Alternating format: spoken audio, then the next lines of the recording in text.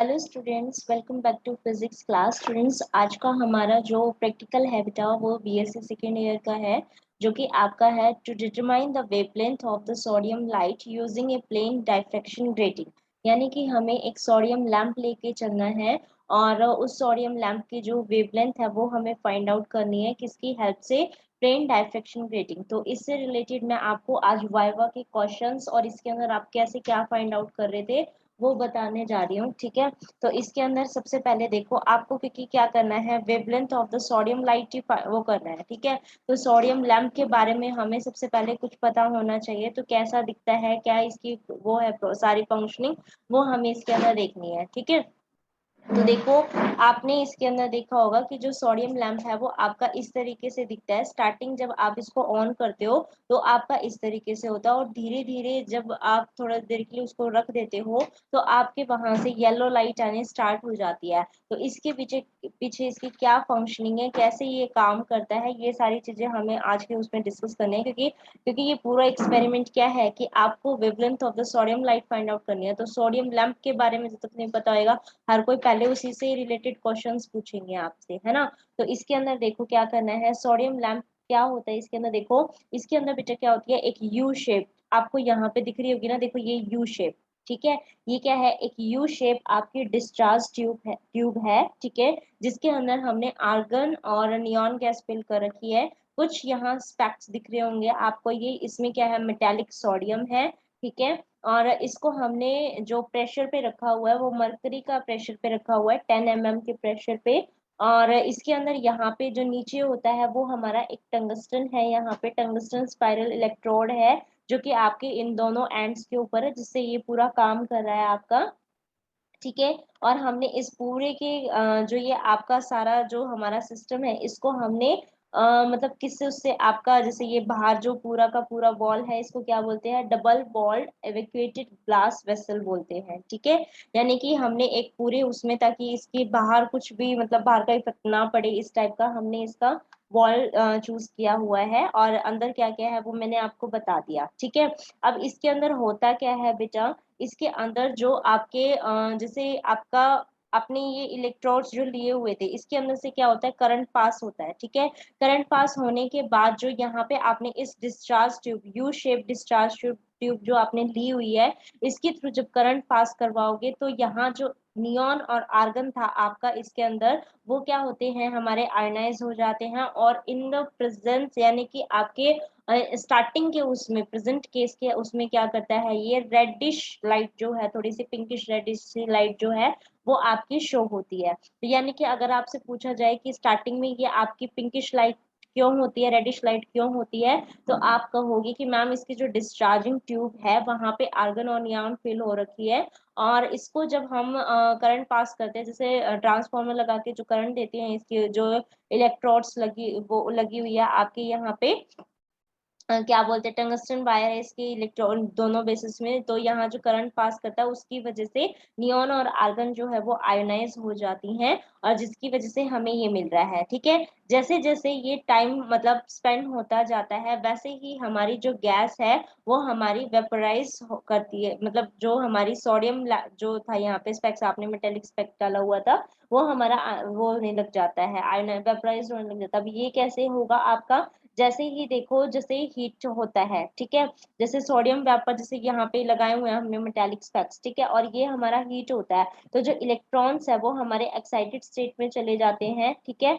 और मतलब जैसे सोडियम उसके जो एटम्स है वो आपके एक्साइटेड स्टेट में चले जाते हैं, और जो एक्साइटेड से दोबारा हमारे किसके अंदर आते हैं, ग्राउंड स्टेट में आते हैं, तब वो क्या करते हैं, वहां पे इस एनर्जी को यानी कि येलो लाइट को एमिट करते हैं, यानी कि इसका हीट होना जरूरी है।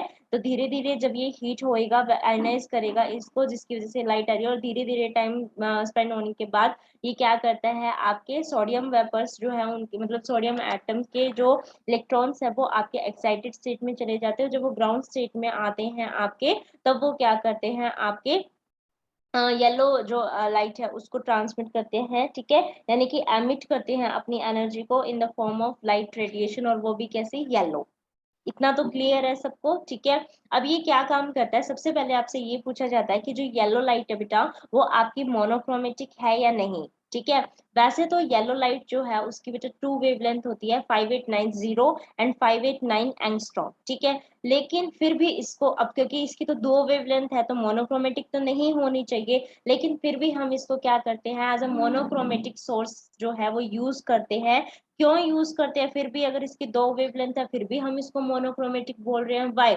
वो इसलिए बोला जाता है क्योंकि जो डिफरेंस है आपकी दो लाइट जो इसकी वेवलेंथ जिनकी कितनी है 5890 एंड 5896 एंगस्ट्रॉन, इन दोनों के बीच का जो डिफरेंस है वो 6 एंगस्ट्रॉन, एंगस्ट्रॉन यानी कि 10⁻10 मीटर, तो वो बहुत कम हो जाता है आपका, ठीक है। इसीलिए हम इसको क्या करते हैं, एक ही वेवलेंथ की मान लेते हैं जो कि इनका एवरेज कंसिडर किया जाता है, और वो कितना हो जाता है 5893 एंगस्ट्रॉन।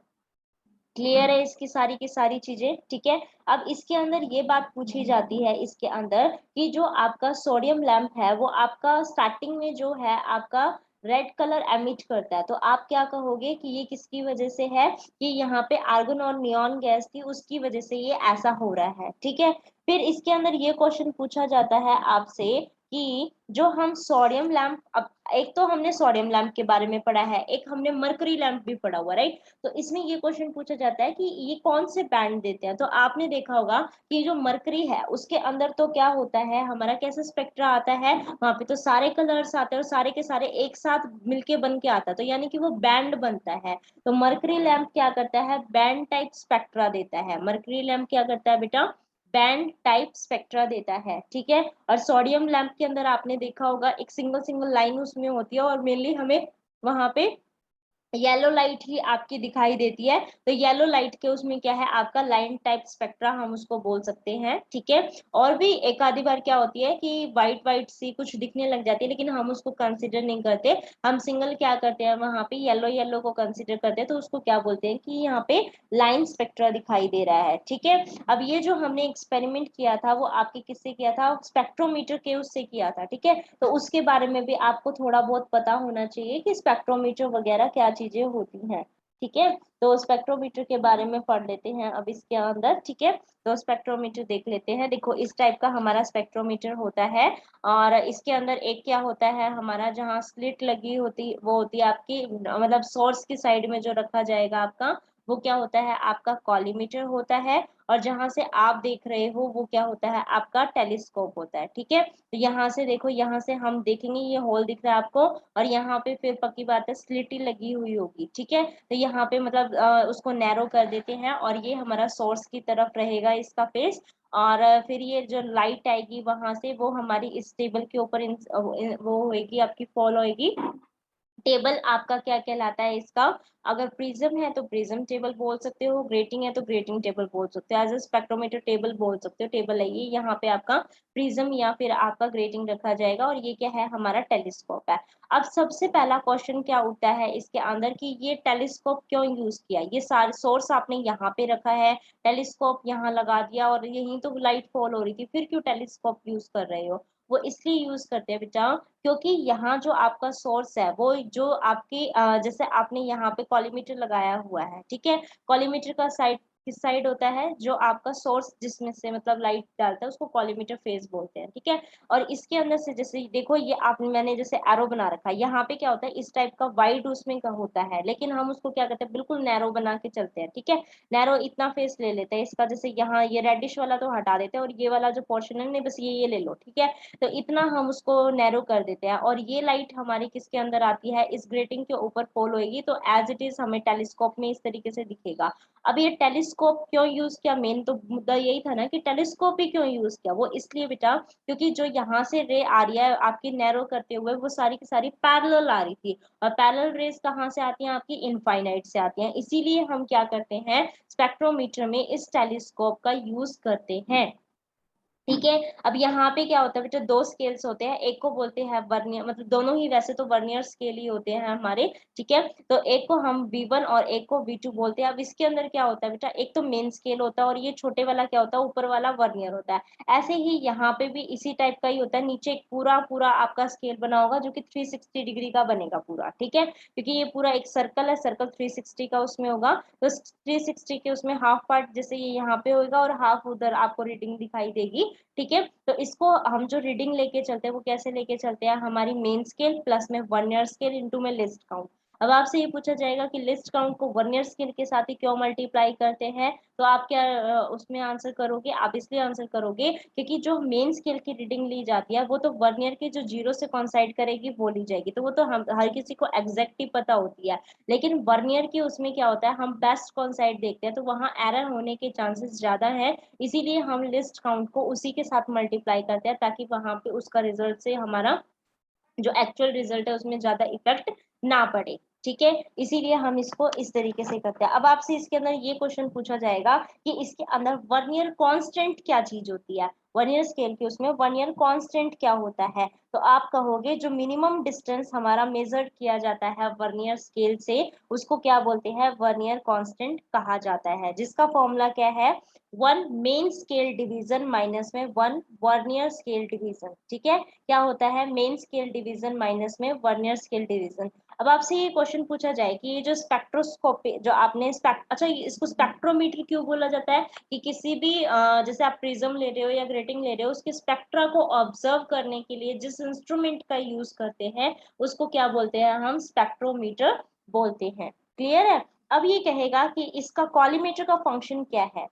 ठीक है, तो हम ये कहेंगे कि एज सच इसका कोई फंक्शन तो नहीं होता है। ठीक है, जस्ट एक ये हॉरिजेंटल मेटल ट्यूब है, ठीक है, और जिसके साथ में हमने क्या किया हुआ है, एक हॉरिजेंटल मतलब आपका मेटल ट्यूब है आपकी ये पूरी की पूरी, जिसके आगे हमने क्या लगाई हुई है, वर्टिकल स्लिट लगाई हुई है। ठीक है, और एक एडजस्टेबल स्लिट है ये, जिसको हम बहुत नैरो या जैसा हम सुटेबल हमारे स्पेक्ट्रा के लिए देखेंगे वैसा हम उसको एडजस्ट कर सकते हैं। ठीक है, हमारा ये जो टेलीस्कोप है इसको भी हम फाइन वगैरह कर सकते हैं। क्लियर है इतना। ठीक है, अब इसके अंदर आप स्पेक्ट्रोस्कोपी बोल रहे हो और जो रिजल्ट आएगा जैसे लाइन स्पेक्ट्रा आता है आपका, तो ये एक्चुअल में स्पेक्ट्रम क्या हो गया, अगर प्रिज्म का केस लेके चलूं तो स्पेक्ट्रम किसको बोलोगे, तो आपको पता ही है प्रिज्म के केस में तो आपको कलरफुल दिखते हैं। ठीक है, वहां पे अलग अलग कलर्स दिख रहे थे ना, हम जैसे मरकरी का यूज कर रहे थे तो मरकरी के उसमें हम व्हाइट लाइट जैसे फॉल करवा रहे थे उसके ऊपर प्रिज्म के ऊपर, तो हमें वहां पे स्पेक्ट्रम दिख रहा था। तो स्पेक्ट्रम नाम किसको बोल रहे हैं हम, कि जो कलरफुल बैंड पैटर्न्स आएंगे हमारे व्हाइट लाइट के डिस्पर्जन से तब हम उसको क्या बोलते हैं, स्पेक्ट्रम बोलते हैं। ठीक है, तो हमारे पास यहाँ पे स्पेक्ट्रम का पूरा वो हो गया है। अब इसके अंदर आप जैसे रीडिंग कैसे लेते थे बेटा वो भी देख लो। रीडिंग कैसे लेते थे कि टेलीस्कोप को इसके बिल्कुल सीधा करते हैं। ठीक है, इसको बिल्कुल सीधा करेंगे टेलीस्कोप को, और फिर एक बारी लेफ्ट हैंड साइड एक बारी लेफ्ट हैंड साइड एक बारी राइट हैंड साइड लेके चलेंगे। जैसे ये आपका सपोज सीधा हो गया, ठीक है, वैसे तो मुझे पता नहीं है लेकिन फिर भी मैं बताना चाह रही हूँ आपको ताकि समझ में आ जाए, जिसने एक्सपेरिमेंट नहीं किया उसको भी प्रोसीजर पता हो कि कैसे हो रहा है। ये सीधा जैसे सपोज है आपका, ठीक है, तो ये स्लिट मेरे को दिख रही होगी, तो मैंने एक बारी यहाँ पे राइट में किया एक बारी लेफ्ट में किया, जो स्लिट यहाँ दिखी है वो यहाँ पे भी दिखेगी यहाँ पे भी दिखेगी, उसको बोलते हैं फर्स्ट ऑर्डर स्पेक्ट्रा। ठीक है, फिर थोड़ा सा इस साइड किया फिर एक बारी और दिखा, थोड़ा सा उस साइड किया एक बारी और दिखा, यानी कि वो हो गया आपका सेकंड ऑर्डर स्पेक्ट्रा। तो इस वजह से आपको फर्स्ट ऑर्डर और सेकंड ऑर्डर दो स्पेक्ट्रा दिखाई देंगे। ये भी आपको पता होना चाहिए कि एक जो ग्रेटिंग होती है इसको प्लेन ट्रांसमिशन ग्रेटिंग जिसको बोल रहे हो, इसके अंदर क्या होते हैं 15,000 लाइंस जो है वो रूल्ड होती हैं। ठीक है, और यहाँ पे जो एक ग्रेटिंग एलिमेंट भी आता है, ग्रेटिंग से रिलेटेड तो मेरे को अभी सारी चीजें आपको बतानी ही है। ठीक है, तो पहले उसको बता देती हूँ फिर मैं ग्रेटिंग एलिमेंट पे चलती हूँ आपका। ठीक है, अब देखो इसके अंदर आपका मेन क्वेश्चन ये होता है क्योंकि ये क्या है आपका डाइफ्रैक्शन ग्रेटिंग है, तो यानी कि ये डाइफ्रैक्शन के ऊपर बेस्ड होगी, ये तो बात पक्की है। डाइफ्रैक्शन क्या चीज होती है वो हमें पता होना चाहिए। तो डाइफ्रैक्शन क्या चीज होती है आपकी, बेंडिंग ऑफ लाइट होती है किसी ऑब्स्टिकल से।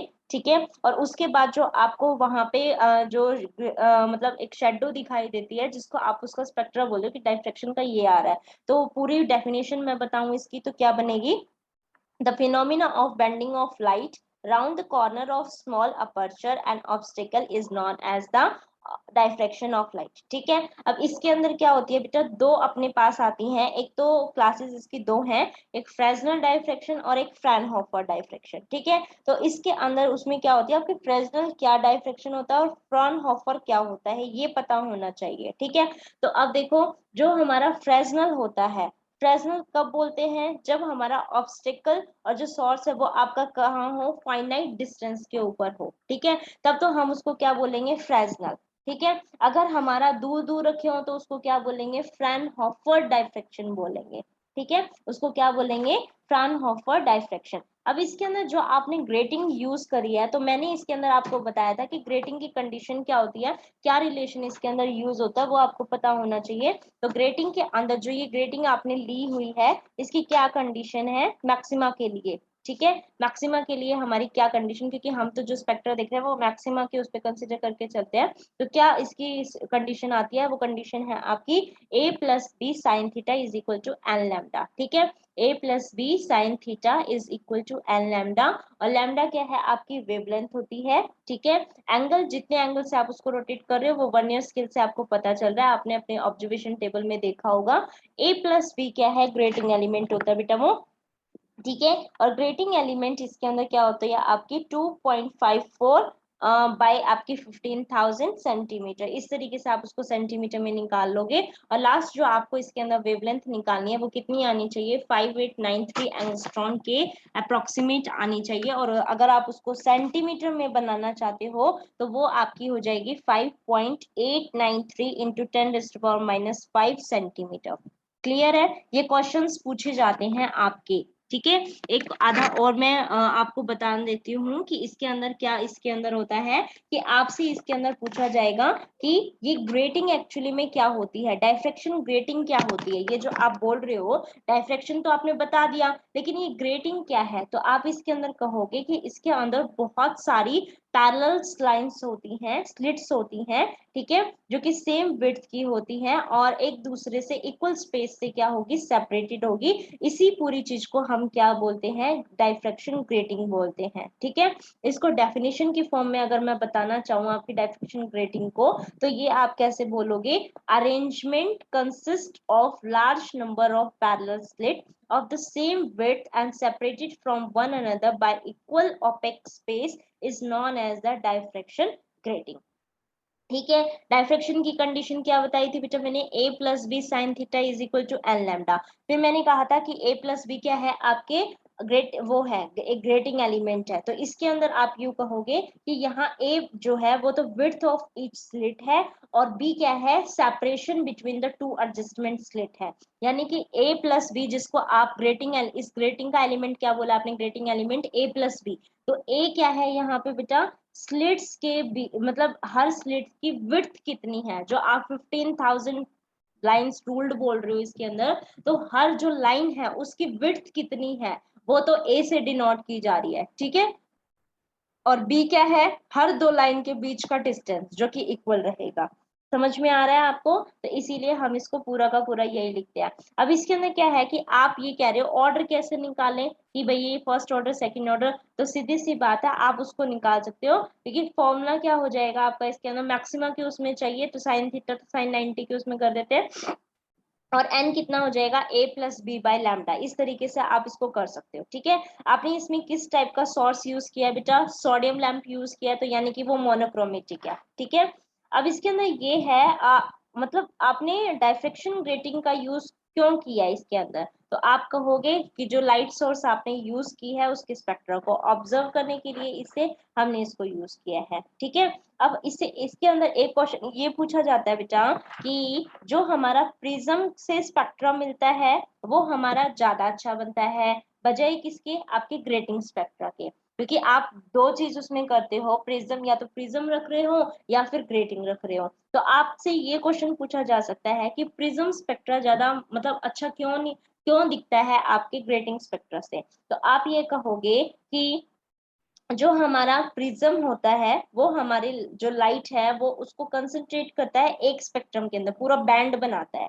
ठीक है, लेकिन इसके अंदर क्या होता है, वो डाइफ्रैक्ट होता है। ठीक है, इंटू मतलब अलग अलग उसमें स्पेक्ट्रा वेरियस ऑर्डर के उसमें डाइफ्रैक्ट, वो तो एक ही उसमें दिखा रहा है, अलग अलग कोई ना दिख रहा। अब यहाँ पे क्या कर रहा है, उसको डाइफ्रैक्ट कर रहा है, यानी फर्स्ट ऑर्डर भी दिखा रहा है, सेकंड ऑर्डर दिखा रहा है, तो उसने बांट दिया उसको, और वो क्या कर रहा है, सारे उसको एक जगह इकट्ठा कर रहा है, एक जगह इकट्ठा कर रहा है, तो वहां उसकी इंटेंसिटी बढ़ रही है। और ये आपके जो पैटर्न है उसको क्या कर रहा है, कि अब मैं इंग्लिश में बोल के बता देती हूँ उससे क्लियर हो जाएगा, कि in case of prism light is concentrated in one spectrum, ठीक है, but in grating incident light it's diffracted into spectra of various orders, ठीक है, वो बहुत सारे ऑर्डर्स के अंदर उसको डाइफ्रेक्ट कर देता है। इस वजह से जो हमारी ग्रेटिंग है वो हमारी लेस इंटेंस होती है देन द आपके प्रिज्म स्पेक्ट्रा से।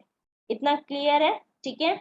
और आपसे अगर ये पूछा जाए कि जो ग्रेटिंग सरफेस है वो आपने इंसिडेंट रे के उस पर नॉर्मल क्यों रखा हुआ है, ठीक है, तो आप यूं कहोगे कि हमारे पास जो रिलेशन है ताकि वो सही उसमें हो जाए, क्योंकि आप जो रिलेशन लेके चल रहे हो a plus b sine theta is equal to n lambda, तो अगर उसको मैक्सिमम लेना है तो मैक्सिमम के लिए जो आपका एंगल बनेगा साइन थीटा वाला वो थीटा कितना उसमें होना चाहिए, 90 के उसमें होना चाहिए, ठीक है, तो नॉर्मल इंसिडेंस ही उसके अंदर होना चाहिए इस उसकी वजह से। क्लियर है, इससे ज्यादा तो और क्या बताऊं मैं, बस यही क्वेश्चंस आप ग्रेटिंग कंडीशन वगैरह यही कर लो, ठीक है। एक इसके अंदर ये आ जाता है कि गुड ग्रेटिंग आपका कब बोला जाएगा, कि कोई भी ग्रेटिंग है आपकी उसको अच्छा कब बोला जाएगा, तो आप ये कहोगे कि एक तो जो लाइंस हमने इसके अंदर रूल की हुई हैं वो सारी की सारी पैरेलल होनी चाहिए, इक्वल स्पेस्ड होनी चाहिए, और जो थिकनेस है आपकी हर लाइन की, ठीक है, वो हमारी सेम की उसमें होनी चाहिए, मतलब अलग अलग नहीं होनी चाहिए, सारी की सारी सेम होनी चाहिए। उसी ग्रेटिंग को हम क्या बोलेंगे, एक गुड ग्रेटिंग बोलेंगे, ठीक है। तो इससे रिलेटेड बेटा जितने भी मतलब मेरे को था कि आपको पता होना चाहिए, ठीक है, वो मैंने आपको बता दिया। एक और चीज आपको पता होना चाहिए कि फ्राउनहोफर, मैंने बताया था फ्राउनहोफर डाइफ्रेक्शन क्या होता है, तो बता देती हूँ दोबारा से, ऑब्स्टेकल और सोर्स के बीच में इनफाइनाइट डिस्टेंस होता है तब आप उसको फ्राउनहोफर बोलते हैं, और फाइनाइट डिस्टेंस होता है तो फ्रेस्नेल क्लास डाइफ्रेक्शन बोलते हैं, ठीक है। तो यहाँ तक आपके ये क्वेश्चंस जो हैं वो कंप्लीट हो गए हैं। अब आप देखना पैरेलल रेज आ रही हैं ग्रेटिंग के उस पे और डाइफ्रेक्शन उसमें हो रहा है, तो ये कहाँ से आ रही हैं दोनों सोर्स, और ये आपका कहाँ रखा गया है, समझ रहे हो कहाँ रखा गया है, फाइनाइट है या इनफाइनाइट पे। मैंने बताया था नंबर ऑफ लाइंस कहाँ से आ रही हैं, अब इसके ऊपर जो इंसिडेंट हो रही है कॉलीमीटर से होके आ रही है, तो वो कहाँ से कंसिडर हो रहा है आपका, इनफाइनाइट से। तो इनफाइनाइट से अगर यहाँ पे हो रही है तो आप अब ध्यान लगाओ कि ये आपका फ्रेस्नेल बन गया या फ्राउनहोफर बन गया, और कमेंट में अपने आंसर देना, फिर मैं आपको करेक्ट आंसर बता दूंगी, ठीक है। जो आंसर देगा उसी को ही तो पता चलेगा कि हमारा क्या है, ठीक है। तो आपका ये टॉपिक मैं यहीं पे स्टॉप करती हूँ, ठीक है, और आप इसको पूरा कंप्लीट कर लीजिएगा। फिर आपको जो लिखना है एग्जाम में वो आपको लिखना है एम, एपरेटस यूज्ड, ठीक है, aim, apparatus used, formula used, उसके बाद आपका फिगर, जो भी सर्किट डायग्राम वगैरह अगर किसी का है वो, ऑब्जर्वेशन टेबल, ठीक है, ऑब्जर्वेशन टेबल बनानी है, कैलकुलेशन करनी है, रिजल्ट एंड प्रिकॉशन, प्रोसीजर नहीं लिखना जस्ट, ठीक है। तो इसको आप बार बार देखिए मैंने क्या स्टेप्स बताए हैं और उसके अकॉर्डिंग आप अपना इसको कन्वर्ट कर लीजिएगा, ठीक है। Thank you for watching this video.